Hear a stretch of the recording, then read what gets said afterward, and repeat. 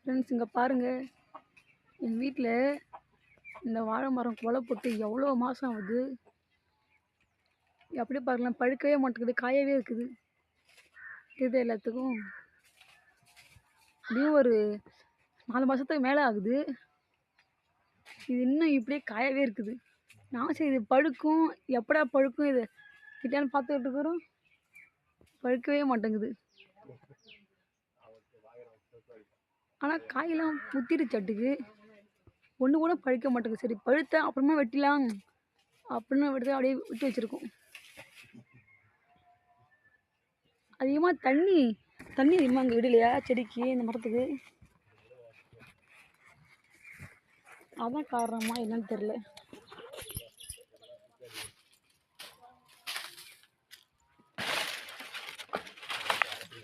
இங்கே பாருங்க,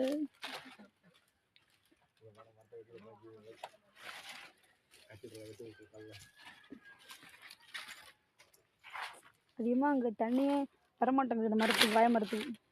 அதான் பழுக்கலையும். தண்ணி டேப்பு அங்கே இருக்க தண்ணி இப்படி இங்கே தான் பிடிக்கும்.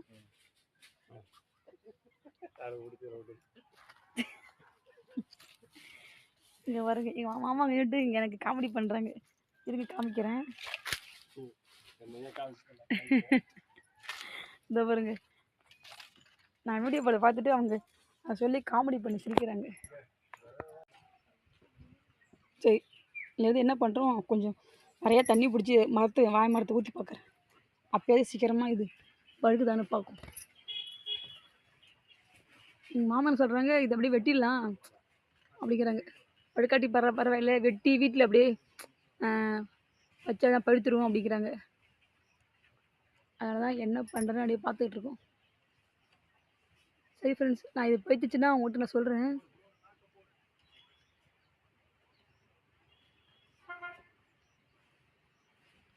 நீங்கள் எங்கே இது சாப்பிட்றோம்ட்டு சாமர்த்தியமாக இது பழுக்கவே மாட்டேங்க. இருக்கட்டும், என்ன பண்ணிட்டாங்க அவங்க? இங்கே பாருங்கள், என் பையனும் எங்கள் மாமா ஏதோ பண்ணிகிட்ருக்காங்க. சைக்கிள் இப்போ தான் புதுசாக வாங்கணும், அது எதோ பண்ணுறாங்க. சைக்கிளை ஏதோ ரிப்பேர் பார்க்குறாங்க.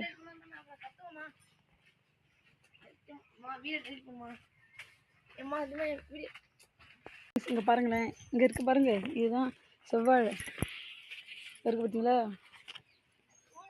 இது வேறையா அங்கே வாங்கிட்டு வந்து இதை பண்ணி வச்சுருக்கோம். இது செவ்வாழை கட்டை தான்.